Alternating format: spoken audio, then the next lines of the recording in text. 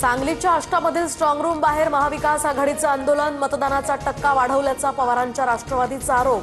हजारो कार्यकर्त्यांचा strong room बाहेर ठिय्या, जयंत पाटलांचीही इथे उपस्थिती। राज्यातील महापालिका निवडणुकांच्या प्रक्रियेला वेग, तर राज्य निवडणूक आयोगाने उद्या सर्व पालिका आयुक्तांची बैठक बोलावली। मतदार याद्यांमध्ये मोठ्या प्रमाणात त्रुटी आढळून आल्यानंतर ही बैठक होणार। महायुतीतील तिन्ही पक्ष 75% स्थानिक स्वराज्य संस्थेत सत्तेत असतील। पराभव झाल्यानंतर विरोधक षडयंत्र असल्याचं म्हणतील, मुख्यमंत्री फडणवीसांचा टोला। अतिवृष्टीग्रस्त शेतकऱ्यांच्या मदतीसाठी सरकारकडून प्रस्ताव पाठवल्यानंतरच केंद्राच्या पथकाकडून नुकसानीची पाहणी, मुख्यमंत्री फडणवीसांकडून स्पष्ट।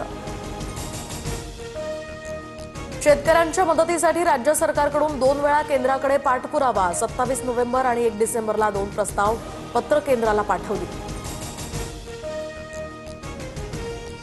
सरकारकडून शेतकऱ्यांची फसवाफसवी सुरू, तर राज्य सरकारनं अद्यापही केंद्राकडे प्रस्ताव न पाठवल्यामुळे सुप्रिया सुळेंची सरकारवर टीका। अतिवृष्टीनंतर महाराष्ट्र सरकारनं शेतकऱ्यांना आर्थिक मदत देण्यासाठी प्रस्ताव केंद्राकडे पाठवला होता। सरकारनं 27 तारखेला केंद्राकडे प्रस्ताव पाठवला होता। केंद्रीय कृषी मंत्री शिवराज सिंग चौहान यांची लोकसभेत माहिती। 1 कोटी 3 लाख हेक्टरवरील पिकांचं नुकसान, राज्य सरकारकडून केंद्राकडे गेल्या आठवड्यामध्ये 29,000 कोटींची मागणी, कृषी मंत्री दत्तात्रय भरणे यांची माहिती। राज ठाकरे संजय राऊतांच्या भेटीला, भांडूपमधल्या निवासस्थानी दोघांमध्ये सदिच्छा भेट। राज ठाकरेंकडून राऊतांच्या तब्येतीची विचारपूस।